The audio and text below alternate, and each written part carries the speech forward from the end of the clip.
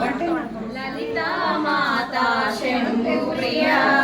జగతికి మూలము నీవమ్మ శ్రీ భువనేశ్వరి అవతారం జగమంతటికి ఆధారం హేరంబునికి మాతవుగా హరిహరాదులు సేవింప చండుని ముండుని సంహారం చాముండేశ్వరి అవతారం పద్మరేకుల కాంతులతో బాలా త్రిపుర సుందరిగా హంసవాహన రూపిణిగా వేదమాతవై వచ్చితివి శ్వేత వస్త్రము ధరించి అక్షరమాలను పట్టుకొని భక్తి మార్గము చూపితివి జ్ఞాన జ్యోతిని నింపితివి నిత్యాన్నదానేశ్వరిగా కాశీపురమున కొలువుండ ఆది భిక్షువై వచ్చాడు సాక్షాత్ పరమేశ్వరుడు కదంబవన సంచారిణిగా